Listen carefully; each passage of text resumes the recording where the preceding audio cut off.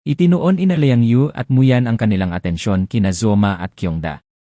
Ang populasyon ng Southwest Region ay hindi malaki, at ang bilang ng mga high-level na dayuhan ay mas maliit pa. Kung hindi dahil sa misteryosong sektang tantric, kaduda-duda kung dito ba ipinanganak si Epsilon. Sa makatuwid, ang mga alien sa antas ng kapitan tulad ni Zoma at Kyongda ay napakalakas ng nilalang. Ngunit malinaw naman si Dolma ay hindi kasing lakas ng Kyongda. Kalahating laki lang siya ni Jonda at halos madurog siya ni Jonda sa lakas. Ang mga braso ni Kyongda ay parang dalawang malalaking Vajra pistols na nakatutok sa katawan ni Dolma na may marahas na pambobomba, tulad ng pagmamaneho ng mga tambak na walang tigil saglit. Kahit na si Zoma ay mas maliit kaysa sa Kyongda, ang kanyang bilis ng reaksyon ay hindi nakahigit. Matapos makipaglaban saglit, ang kanyang ilang mga pagtatangka sa counterattack ay walang awa na sinira ni Kyongda. Ang sumunod ay isang mas marahas na pag-atake. Boom! Boom! Boom! Boom! Boom! Boom! Boom! Ang tuloy-tuloy na dagundong ay parang firepower ng isang artillery regiment na bumubuhos sa kampo. Ang mga kamao ni Kyongda ay mas nakakatakot kaysa sa mga kanyon. Wala siyang pakialam sa buhay ng mga nakapaligid sa kanya. Gusto lang niyang bugbugin ang babaeng werewolf na nasa harapan niya sa isang pulpol. Ang resulta ng labanan ay unang humantong sa pagkamatay ng lahat ng nasa landas nito, at kahit na mahirap mapanatili ang isang kumpletong katawan. Ang lakas lang ng suntok ni Kyongda ay madaling mapatay ang dose-dosenang mga serf. Hinawakan ni Zoma ang mahabang latigo at gumamit ng lakas para labanan ang mabangis na pag-atake ni Kyongda. Gayunpaman, ang hindi na-load na kapangyarihan ay hindi maiiwasang mailipat sa ibang lugar. Mayroong mga tao sa lahat ng dako dito, at ang bilang ng mga tao na namatay dahil sa labanan sa pagitan ng dalawa ay umabot sa daan-daan. Kinagat ni Zoma ang kanyang mga ngipin. Sila ay orihinal na dumating upang iligtas ang mga tao, ngunit ngayon sila ay kasangkot sa labanan at namatay. Pakiramdam niya ay walang magawa. Ngunit nagsimula na ang labanan at hindi siya susuko dahil lamang sa pagkamatay ng mga taong ito. Siya ay isang mandirigma. Walang mga lalaki o babae sa mga mandirigma, tanging ang mga buhay at mga patay. Siguradong mamamatay ang mga malambot ang puso. Halos lumuwa ang mga mata ng mga natakot na serf sa kanilang mga ulo at iniiyakan nila ang kanilang mga ama at ina sa takot. Ang ilang mga mananampalataya ng tantric ay pinagsalikop ang kanilang mga kamay at lumuhod sa lupa sa sakit. Badha! Mangyaring parusahan ang mga kasuklam-suklam na demonyong ito. Ang pagdating nila ang nagdulot ng kapahamakan sa atin. Lahat sila ay mga demonyong nananakit sa mga tao. Maraming mga serf ang natakot at tumingin sa mga rebelde na may galit sa kanilang mga mata. Kung hindi dahil sa iyong pagdating, at least buhay pa rin tayo bilang baboy at aso. Pero kung dumating ka, mamamatay kami agad. Bakit tayo pinipigilan na maging baboy at aso? Ang paghihirap ngayon ay para lamang sa kasiyahan sa kabilang buhay.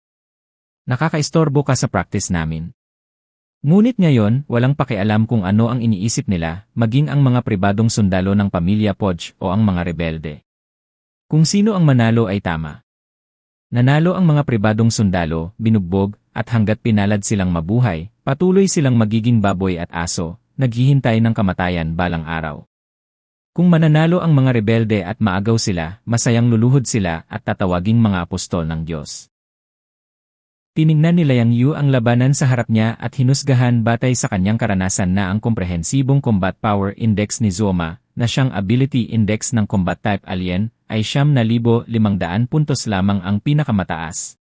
Kahit ilang buwan na ang nakalipas, kapag ang power index ni Liang Yu ay 9,500 puntos lamang, magkakaroon siya ng pagkakataon na patayin siya kaagad sa malapitan.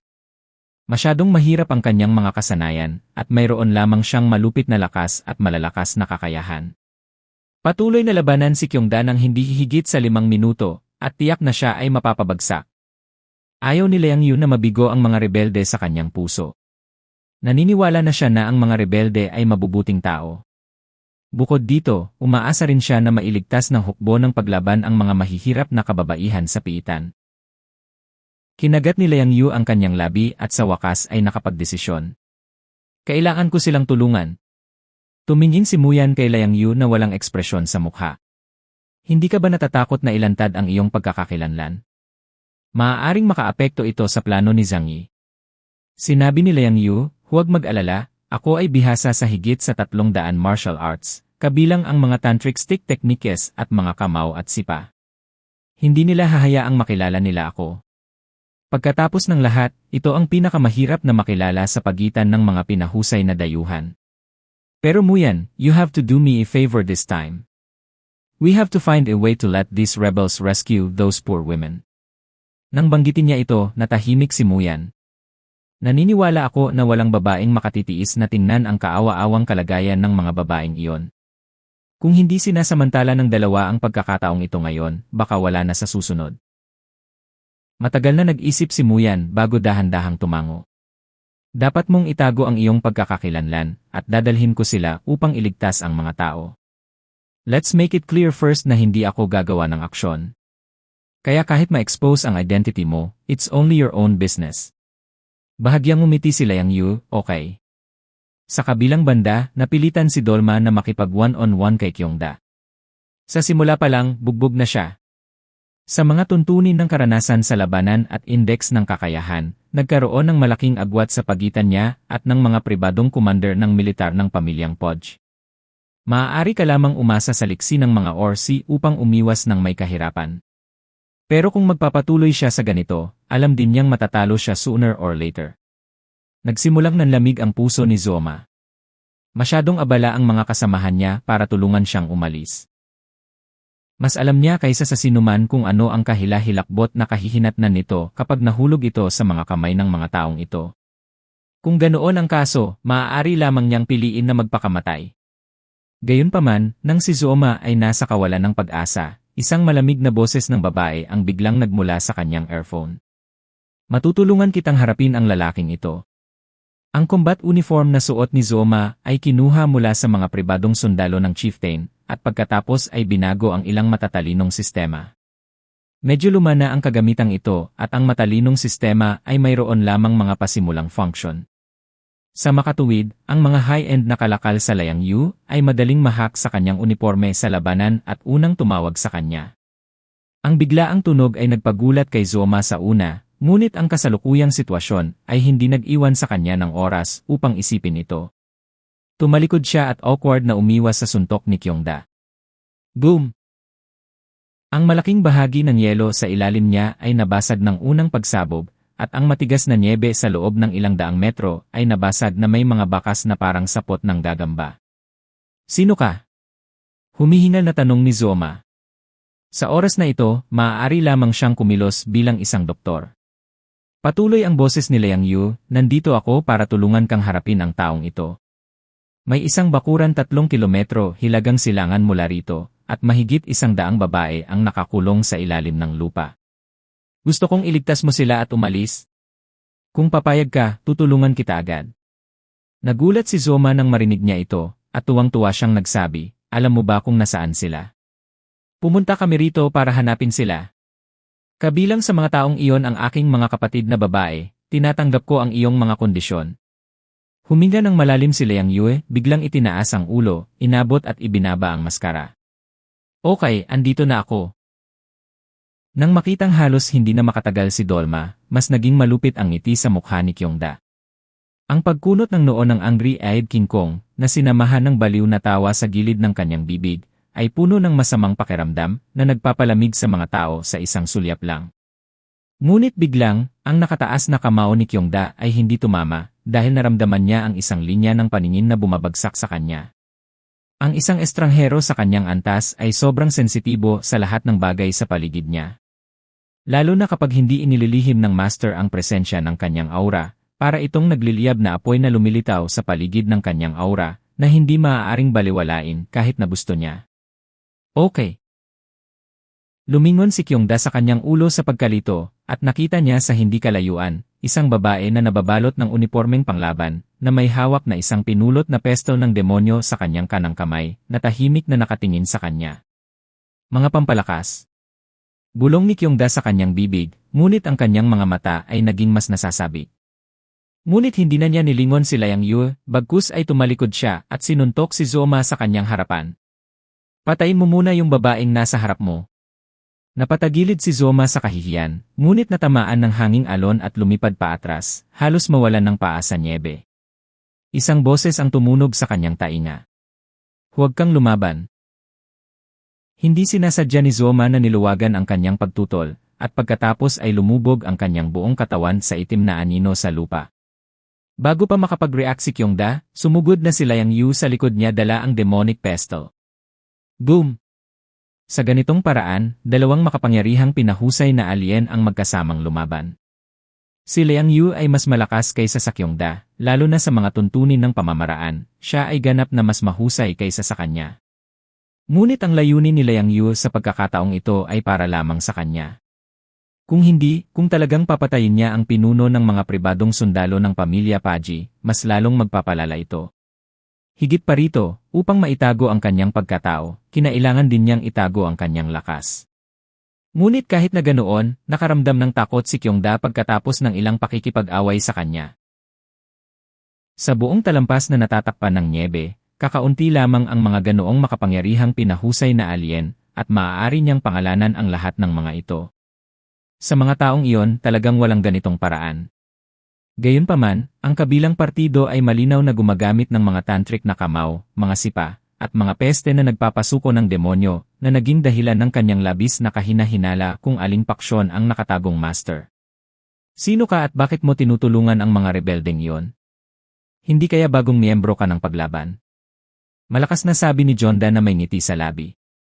Hindi sumagot si Liang Yu, ngunit mabilis na iwinagayway ang magic pestle sa kanyang kamay para harangin ang mga nakatutuwang suntok ni Kyongda. Masyadong mahina. Layang naisip ni Liang Yu sa kanyang puso. Sa kanyang mga mata, si Kyongda, na nagtataglay lamang ng malupit na lakas ngunit malamya ng mga kasanayan, ay kaawa-awang mahina. Gayunpaman, sa pagtingin sa buong kaharian ng Huaxu, kakaunti ang mga tao na maaaring ihambing ang kanilang mga kasanayan sa kanya. Sa panahong ito, ang martial arts ay humina at umiral bilang isang anyo ng pagtatanghal. Si Kyongda ay isang dalubhasa sa mata ng mga ordinaryong tao at mahusay sa pakikipaglaban, ngunit ganap na hindi niya kayang ikumpara si Liang Yu na nagsanay ng martial arts sa edad na 3.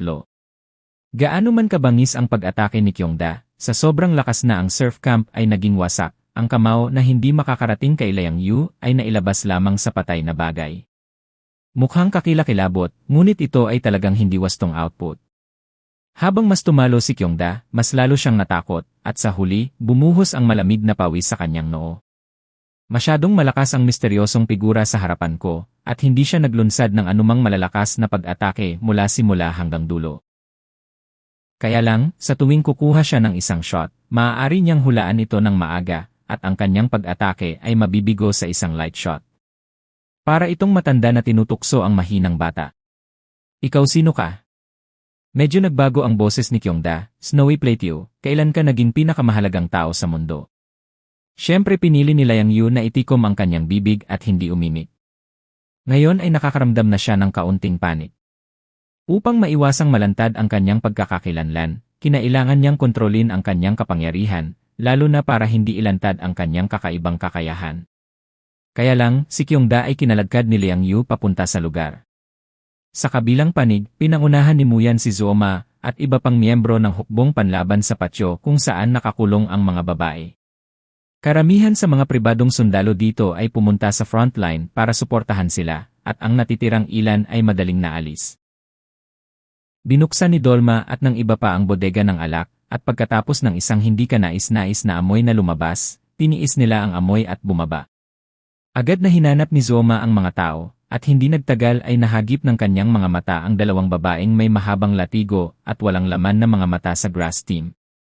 Pagkatapos ay sumugod si Dolma, pinunit ang mga bakal ng selda, at niyakap ito ng mahigpit sa kanyang mga bisig. Sinabi ni Muyan sa kanila, dapat mong dalhin ang iyong mga tao at umalis kaagad. Kung maghintay ka pa ng kaunti, baka mahanap ka ng kanilang mga tao dito. Hinawakan ni Zoma ang dalawang babae sa ilalim ng kanyang kilikili at sinabi kay Muyan, salamat, aalis kami kaagad. Bilang karagdagan, maraming mga rebelde ang nagdala ng ilang babae at umalis kasama si Muyan. Kumunot ang noo ni Muyan at walang sinabi, ngunit ginamit niya ang kanyang anino para akayin sila palayo. Kasabay nito, nagpadala rin siya ng senyales kay Liang Yu na sinasabi sa kanya na natanggap niya ito. Huwag mag-antala ng masyadong mahaba para hindi magdulot ng hindi kinakailangang gulo. Gumaan ang pakiramdam ni Liang Yu at ipinagpatuloy niya ang pakikipaglaban sa galit na si Kyongda. Gaano man kalakas ang pagsabog ng Kyongda, para siyang bangka sa bagyo na tila umuugoy ngunit laging nakatayong matatag. Makalipas ang ilang minuto, nagbigay si Muyan ng impormasyon sa kanya, sinabi na ang lahat ay ipinadala sa isang ligtas na lugar. Sa oras na ito, nagpasya si Liang Yu na umalis. Ayon sa kasunduan, kailangan muna niyang tumakas mula sa pagtugis ng mga taong ito, at pagkatapos ay makipagkita kay Muyan, gamit ang malakas na kakayahan sa pagtatago ng anino upang tahimik na bumalik sa patio ng bahay ni Paji. Gayunpaman, ang paggawa nito ay hindi ganoon kadali. Ang kanyang puso ay malapit sa kawalan ng pag-asa. Napakalakas ng kabilang partido kaya hindi na niya maisip na talunin siya. Akala niya mamamatay na siya. Ngunit sa sandaling ito, ang misteryosong lalaki sa kanyang harapan ay tumalikod at lumipad sa malayo na parang isang ibon. After ilang ups and downs, nawala siya. Siguradong hahabulin si Kyongda at ang iba pa. Sa pag-isip nito, sumimangot si Liang Yu at saka tumingin kay Kyongda. Bagamat nakasuot siya ng maitim na maskara, sa unang pagkakataon, nakaramdam si Kyongda ng matinding panganib. Itinaas niya ang kanyang mga kamao ng mataas at binasag si Liang Yu sa kanyang harapan. Ang figura ni Liang Yu ay gumalaw ng dalawang hakbang na parang multo, iniiwasan ang kanyang malakas na suntok. Pagkatapos ay itinaas niya ang pestol na nananakop ng demonyo sa kanyang kamay at tinamaan si Kyongda sa dibdib. Puff! Ang dulo ng pestol na nananakop ng demonyo ay bumaon sa dibdib ni Kyongda, at ang kanyang maladyamante na katawan ay nabasag sa ilalim ng suntok. Parang naubos lahat ng lakas sa katawan ni Kyongda. Sa napakatulis na instrumento na ipinasok sa kanyang dibdib, kakaunti pa rin ang malayang makagalaw. Sa sandaling inabot ni Liang Yu at inilabas ang magic pestol, agad na napaluhod si Kyongda. Di nagtagal, naabutan ni Liang Yu sina Muyan, Zoma at iba pa. Ito ay isang snowy mountain, at sa snowy plateau, ang mga lugar na tulad nito ay nasa lahat ng dako ngayon. Pagkatapos magtago sa malalawak na bundok na nababalutan ng nyebe, ang mga pribadong sundalo ng pinuno ay walang paraan upang mahanap sila. Pinangunahan ni Zoma ang isang grupo ng mga taong nakasakay sa mga ligaw na lobo, naghihintay sa pagdating ni Liang Yu. Bagamat ang kanilang mga mata ay tumingin kay Liang Yu nang may pasasalamat, sila ay maingat pa rin. Pagkatapos ng lahat, wala silang ideya kung sino si Liang Yu. Sa kasong ito, hindi maitatanggi na ito ay isang kontra-intensyonal na plano ng pamilya Podge, na sadyang sinusubukang alamin ang lokasyon ng kanilang kampo ng paglaban. Matapos makita si Liang Yu, bumaba si Zoma sa likod ng lobo at lumapit sa kanya. Misteryosong malakas na lalaki, salamat sa pagtulong mo sa amin sa pagkakataong ito. Tumingin si Liang Yu sa likuran niya. Sa mga puwersa ng paglaban, nakita niya ang 7 o 8 kababaihan na nailigtas. Hindi napigilan ni Liang Yu na sumimangot, itong ilang tao lang ba ang nailigtas mo? Tapos halatang daan-daang mahihirap na babae ang nakakulong doon, ano ang dapat nilang gawin? Ang mga salita ni Liang Yu ay nagdulot ng panunuya mula sa isa sa mga rebelde sa likod niya. Ano sa tingin mo ito?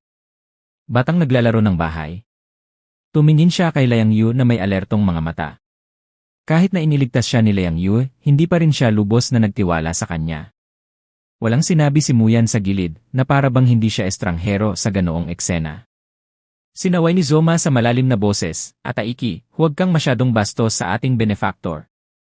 Ang lalaking nagngangalang Ataiki ay hindi nagpatuloy sa pagsasalita, ngunit tumingin pa rin siya kay Liang Yu at Muyan ng may alertong mga mata.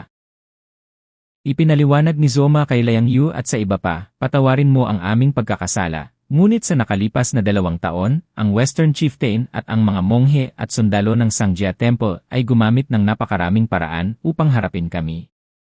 Kabilang dito ang pagpapanggap ng mga tao bilang mga taong sumusuporta sa amin, nakapasok sa aming hanay, at pagkatapos ay kinukulong at sinusupil kami.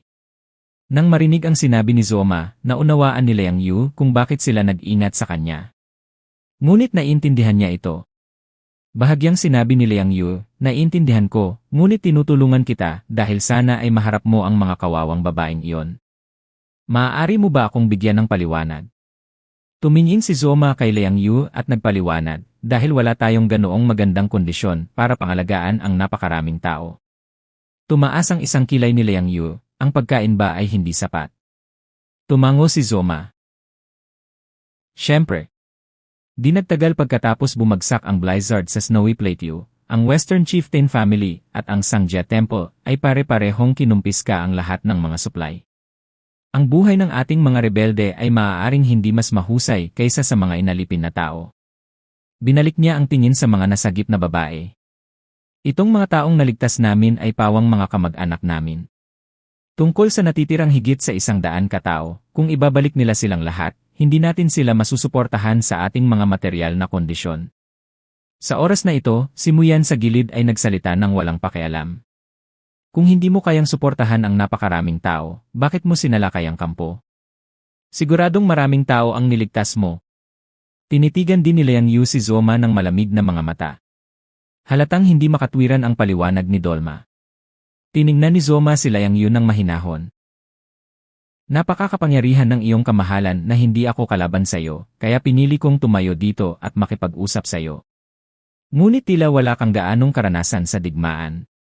Sa madaling salita, mayroong higit sa 100 pasanin, kabilang ang mga buntis na kababaihan, at higit sa 100 sundalo na sinanay upang pumunta sa larangan ng digmaan. Alin sa tingin mo ang mas mahalaga sa atin? Nang marinig ito, biglang humigpit ang mga mag-aaral ni Liang Yu. Huminga siya ng malalim at sinabi sa malalim na boses, akala ko kayo ang mga tagapagligtas ng Snowy Plateau, iba sa mga punong puwersang iyon. Bahagyang umiti si Zoma at sinabing hindi sinasang-ayunan, syempre iba tayo sa kanila. Ngunit hindi tayo walang muwang para isipin na ang kabaitan at katapatan ay maaaring manalo sa tabumpay. Upang mapalaya ang mga serf sa buong Southwest Region, ang sakripisyo ay kailangang-kailangan. Kung darating ang araw na kailanganin, lahat tayo ay maaaring mag-alay ng ati. Itinuro niya ang mga lumalaban sa likod niya at sinabi sa hindi mapagpakumbaba o mapagpakumbaba na paraan. Naalala ni Liang Yu ang eksena kung saan nakipag-away si Zoma kay Kyongda ng walang panganib at ang saloobin nito sa kanya ay lumambot ng ilang sandali. Naunawaan din niya na tama si Zoma. Kaya lang ano ba ang dapat nilang gawin? Pwede bang isakripisyo na lang? Malakas na sinabi ng sundalong lumalaban, mas malaki ang tsansa mong mabuhay kung mananatili ka kaysa umalis ka sa amin. Ang Toist Master ay walang kakulangan ng pagkain sa kanyang mga kamay, at gusto pa rin niyang suportahan ang mga babaeng ito para sa kanilang kasiyahan. Totoo ngang ito ang katotohanan, ngunit ang pagsasabi nito ng malinaw ay nakakaramdam ng hindi komportable sa mga tao. Gayunpaman, ang mga rebeldeng ito sa talampas ng nyebe ay napakawalang muwang at sinabi kay Liang Yu ang katotohanan ng walang anumang lihim. Tinitigan ni Zoma sina Liang Yu at Muyan at sinabing, iniligtas mo ang aming buhay, ngunit hindi ka namin lubos na mapagkakatiwalaan ngayon. Patawarin mo sana ang aming pag-ingat. Dapat kaming maging responsable para sa buong hukbo ng paglaban. Kaya, pakibalik kayong dalawa. O, kung kayo rin ang mga taong pinadala ng chieftain, pwede niyo na kaming patayin. Inilagay ni Zoma ang kanyang kanang kamay sa kanyang dibdib at tumingin kay Liang Yu na may nagbabagang mga mata. Lumapit si Muyan kay Liang Yu at malamig na sinabi, tara na, tapos na ang dapat mong gawin. Hindi na natin kailangang makipag-ugnayan ng sobra sa kanila. Marahan na bumuntong hininga si Liang Yu, tama ka. Medyo nagsisi siya, pero hindi niya pinagsisihan ang ginawa niya.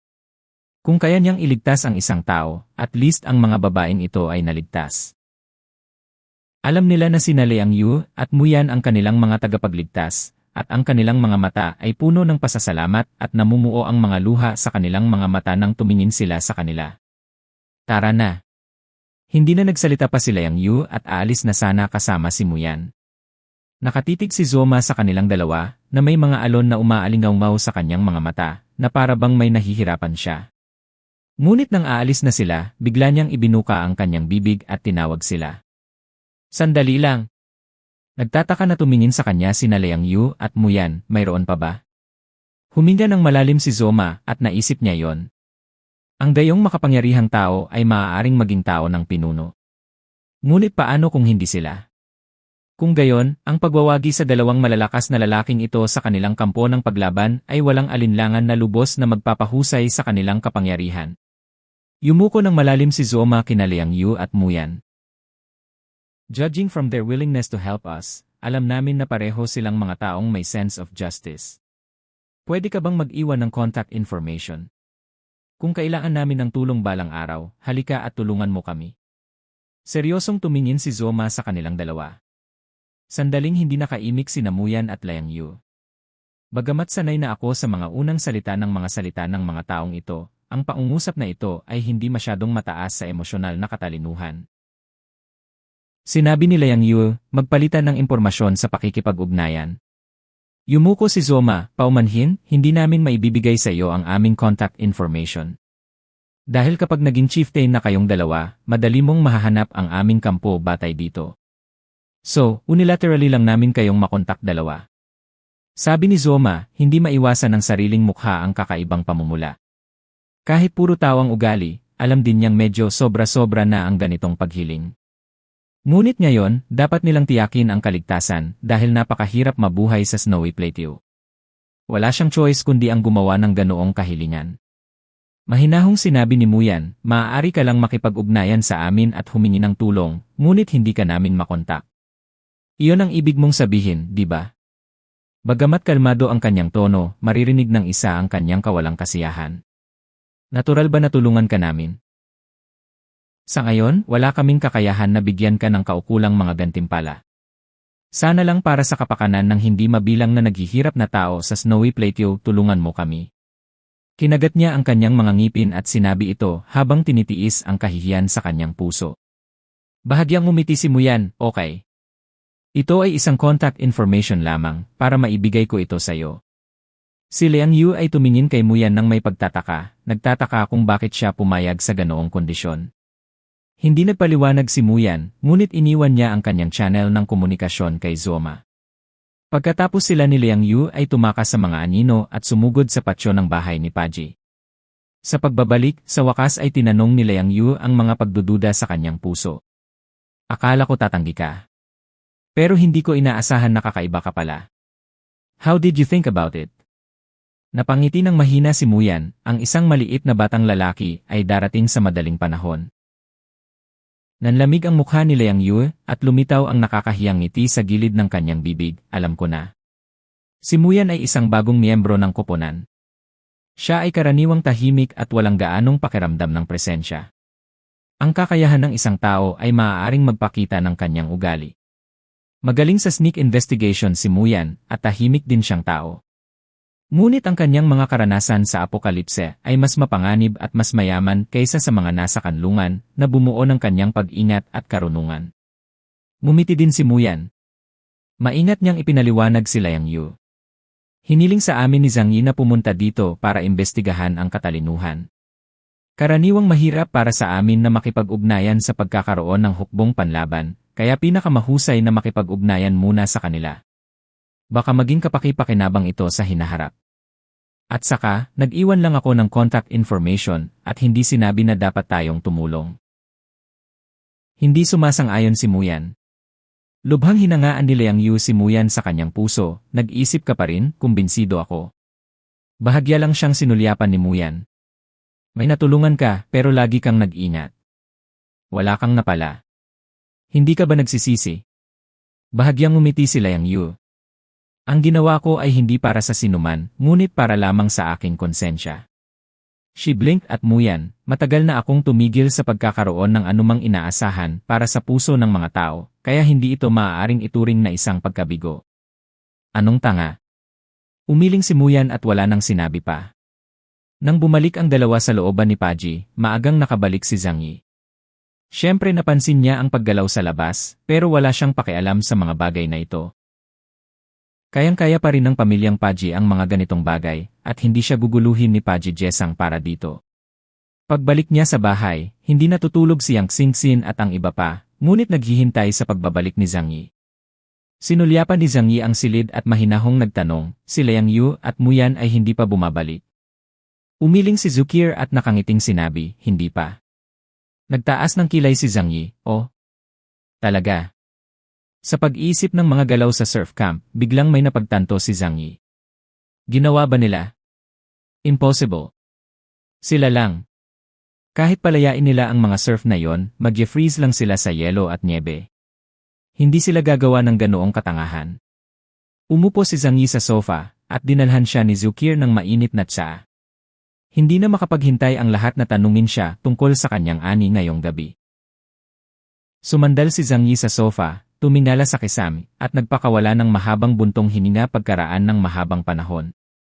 Ang maputik na tubig sa Southwest Region ay mas malalim kaysa sa naisip ko. Sinabi niya sa lahat ang nangyari ngayon. Pagkatapos makinig, ang mga ekspresyon sa mukha ng lahat ay napakaganda. 5 Ipsilon, napakaraming nakakatakot na nilalang ang sabay-sabay na lumitaw sa Snowy Mountains. Ito ay malinaw na ang paglalakbay sa Timog Kanlurang rehiyon ay mas mahirap kaysa sa naisip. Ibinaba niyang singsin ang kanyang ulo at nag-isip sandali, pagkatapos ay sinabi ng napakatahimik. Ito ay kakaiba, ngunit ito ay may katuturan. Ito rin ay nagpapakita na may mga mahiwagang guho sa ilalim ng Snowy Mountains. Kung hindi posibleng makaakit ng napakaraming makapangyarihang tao. Umupo si Zukir sa tabi ni Zhang Yi, hinawakan ang kanyang braso at nagtanong, nakipag-away ka sa mga taong iyon, makikilala mo ba kung sino sila? Kilala ni Zhang Yi ang karamihan sa mga Ipsilon mula sa Huaxu Kingdom. Sa sandaling kumilos sila, ang kanilang mga malinaw na kakayahan ay mabubunyag. Umiling si Zhang Yi, ang pinaka-nakakatakot na bagay ay halos hindi ko kilala ang sinuman sa mga taong iyon. Gayunpaman, hinimas niya ang kanyang baba, 2 sa kanila ay tila mga lokal mula sa Southwest Region. Ang Burial Master at ang Golden Winged Stranger ay halatang nasa isang grupo, sigurado si Zhang Yi dito. Sinuri ito ni Yang Xingxin at sinabing, kung ilalagay mo ito sa paraang iyon, mahirap matukoy ang pagkakakilanlan ng 2 tao lamang. 2 lang ang possibilities. One is that they are superpowers hidden in other regions. Pangalawa, isang matalim na tingin ang sumilay sa kanyang mga mata, hindi sila estranghero mula sa kaharian ng Huaxu. Sa sandaling lumabas ang mga salitang ito, biglang naging tense ang kapaligiran. Medyo galit ang ekspresyon ni Uncle Yu. Ibig mong sabihin, may mga dayuhang nagnanasa sa mga kayamanan ng aking bansa, Huaxu. Sinabi ni Yang Xingxin, ang posibilidad na ito ay hindi maaaring alisin, at ang posibilidad na ito ay napakataas. Seryoso niyang pinag-aralan, ayon sa kapatid ko, ang 5 taong ito ay hindi mahina sa lakas, lalo na ang 2 estranghero na may kahina-hinalang pagkakakilanlan. Ang kanilang superpower index ay hindi bababa sa 15,000 puntos. At ang ganitong uri ng pag-iral ay kabilang sa pinakamahusay sa lahat ng mga pangunahing distrito ngayon. Sa gayong malupit na lakas, posible bang manatiling hindi kilala? So, malamang nagaling sila sa ibang bansa o puwersa. Si Zhang Yi ay nakagawian na hinihimas ang likod ng kanyang kamay, ang kanyang mga mata ay madilim, at ang kanyang mga itim na pupil ay kumikinang na may misteryosong kinang. Pwede akong imbitahan ni Paji Jesang na pumunta, kaya baka hindi rin magawa ng ibang puwersa sa Snowy Plateau. Idinagdag ni Yang Xingxin, ngunit una, maaari nating ipadala ang pamilyang Yashelangtai. Kinokontrol nila ang Burial Master. Ayon sa aking kapatid, ang kanyang power index ay kasing taas ng 20,000 at mayroon siyang ganap na hegemonya sa Snowy Plateau. Normally speaking, sila ang absolute rulers ng snow-covered plateau na mahirap maghanap ng kalaban, kaya hindi na kailangang mag-imbita ng lobo sa kanilang bahay. Tumango si Zhang Yi, kung sasabihin mo sa ganitong paraan, ang pinakakahina-hinala ay ang pamilya Xiaza at ang pamilya Lamin. Nang matapos magsalita si Zhang Yi, isang boses ang tumunog sa silid. Mayroong higit pa sa mga pamilyang punong ito sa Snowy Plateau, mayroon ding isa pang puwersa. Isang bilog na itim na anino ang lumitaw sa lupa, at ang mga figura ni Liang Yu at Muyan ay dahan-dahang lumabas mula sa gitna. Nang makitang bumalik sina Liang Yu at Muyan, nahulaan na ni Zhang Yi ang kanilang ginawa. How's it going?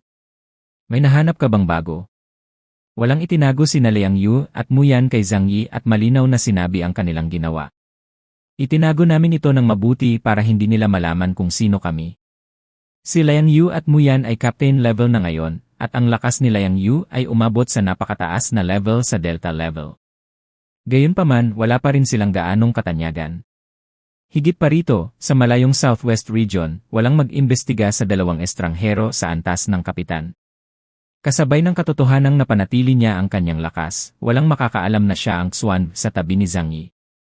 Hindi ito siniseryoso ni Zhang Yi, at mahinang nagtanong, may napala ka ba? Nabanggit mo ang mga rebelde, nakipag-ugnayan ka na ba sa kanila? Nagsalita muli si Liang Yu tungkol sa pakikipag-ugnayan niya kay Zoma. Kumatok si Zhang Yi sa handrail na nasa kamay, iniisip ang 4 na ipsilon na lumitaw roon ngayon. At sa tamang panahon, nang magtipon ang 5 tao sa ilalim ng mga bundok na nababalutan ng nyebe, dumating ang hukbo ng paglaban upang salakayin ang bahay ni Podge. Kung ito ay isang pagkakataon, ito ay masyadong maraming pagkakataon.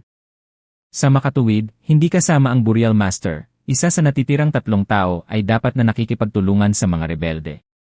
Humalukip-kip si Zhang Yi at napaisip. Tumingin si Liang Yu kay Zhang Yi, nag-alinlangan at nagtanong, Zhang Yi, sisisihin mo ba ako? Blame you? Bakit kita sisisihin? Bahagyang ngumiti si Zhang Yi, mabuti ang ginawa mo. Ngayon, mayroon tayong ibang channel para makipag-usap sa paglaban. Baka maging kapaki-pakinabang ito balang araw. Minsan ay nagsilbi si Liang Yu bilang bodyguard sa isang espesyal na posisyon. Pagkatapos ng propesyonal na pagsasanay, ang kanyang mga kasanayan ay hindi mas mababa kaysa sa isang ahente. Kung sinabi niyang hindi malalantad ang kanyang pagkakakilanlan, tiyak na hindi siya malalantad. At kahit na na-expose talaga siya, hinding-hindi magkaka-fall si Paji Jesang sa kanya dahil sa isang maliit na bagay. Pero nakikita kong hindi masyadong maganda ang ekspresyon mo. Sabi ni Liang Yu. Tumaas ang kilay ni Zhang Yi, hindi ako nakasimangot dahil nagrereklamo ako tungkol sa iyo, ngunit iniisip ko kung paano i-maximize ang sarili kong interes sa aksyon na ito. Napakakapangyarihan ng Burial Master. Nakita ko sa sarili kong mga mata kung gaano siya kakilakilabot. Hindi ito isang bagay na kayang taglayin ng mga ordinaryong dayuhan. Masyadong hindi ka panipaniwala. Kahit ako ay hindi sigurado kung kaya ko siyang talunin. Ang pagpapala ng lakas ng tantric ay kahanga-hanga.